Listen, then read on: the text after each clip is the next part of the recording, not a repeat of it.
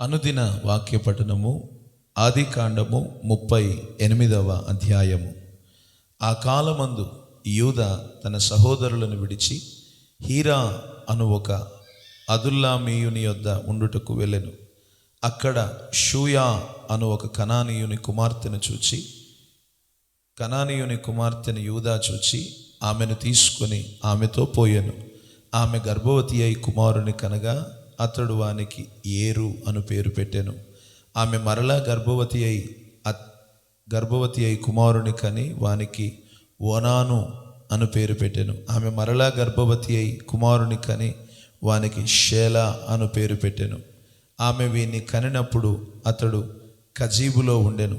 యూదా తన జ్యేష్ఠ కుమారుడైన ఏరునకు తామారు అను దానిని పెళ్లి చేసెను. యూదా జ్యేష్ఠ కుమారుడైన ఏరు యెహోవా దృష్టికి చెడ్డవాడు గనుక యెహోవా అతన్ని చంపెను. అప్పుడు యూదా ఓనానుతో, నీ అన్న భార్య యొద్దకు పోయి వెళ్ళి మరిది ధర్మము జరిగించి నీ అన్నకు సంతానము కలుగజేయమని చెప్పెను. ఓనాను ఆ సంతానము తనది కానేరదని ఎరిగి ఆమెతో పోయినప్పుడు తన అన్నకు సంతానము కలుగజేయకుండునట్లు తన రేతస్సును నేలను విడిచెను. అతడు చేసినది యెహోవా దృష్టికి చెడ్డది గనుక ఆయన అతన్ని కూడా చంపెను. అప్పుడు యూదా ఇతడు కూడా ఇతని అన్నవలే చనిపోవునేమో అనుకొని, నా కుమారుడైన షేలా పెద్దవాడగు వరకు నీ తండ్రి ఇంట విధవరాలుగా నుండుమని తన కోడలైన తామారుతో చెప్పెను. కాబట్టి తామారు వెళ్ళి తన తండ్రి ఇంట నివసించెను. చాలా దినములైన తరువాత షూయా కుమార్తె అయిన యూదా భార్య చనిపోయెను.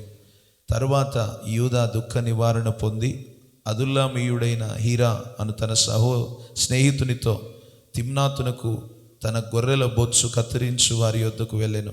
దాని మామ తన గొర్రెల బొచ్చు కత్తిరించుటకు తిమ్నాతునకు వెళ్ళుచున్నాడని తామారునకు తెలుపబడెను.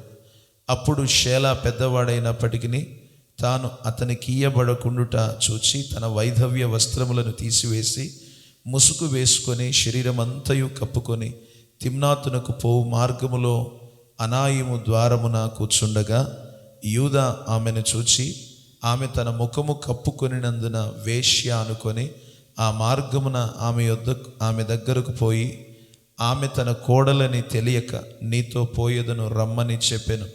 అందుకు ఆమె, నీవు నాతో వచ్చిన ఎడల నాకేమి ఇచ్చేదవని అడిగాను. అందుకతడు, నేను మందలో నుండి మేకపిల్లను పంపెదనని చెప్పినప్పుడు ఆమె, అది పంపు వరకు ఏమైనా కుదువ పెట్టిన ఎడల సరే అని చెప్పాను.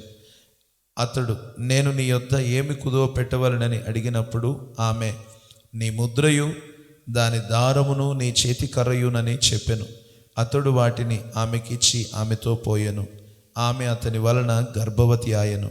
అప్పుడు ఆమె లేచిపోయి తన ముసుగు తీసివేసి తన వైధవ్య వస్త్రములను వేసుకొనెను. తరువాత యూదా ఆ స్త్రీ అంత నుండి ఆ కుదువను పుచ్చుకొనుటకు తన స్నేహితుడగు అదుల్లామీయుని చేత మేకపిల్లను పంపినప్పుడు ఆమె అతనికి కనబడలేదు.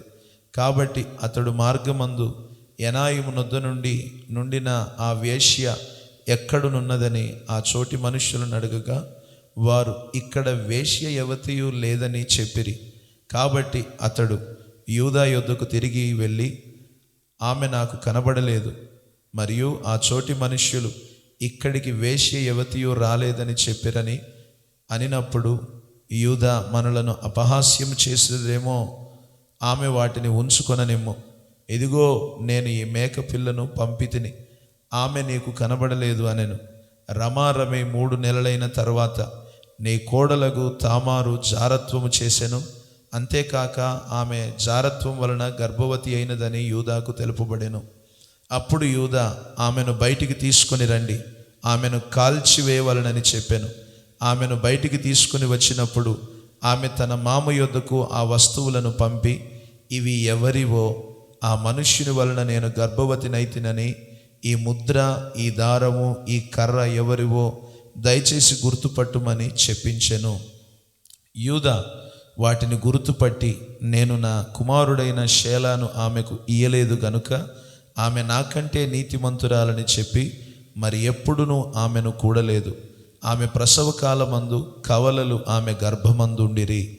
ఆమె ప్రసవించుచున్నప్పుడు ఒకడు తన చెయ్యి బయటికి చాచెను గనుక మంత్రసాని ఎర్ర నూలు తీసి వాని చేతికి కట్టి ఇతడు మొదట బయటికి వచ్చెనని చెప్పాను.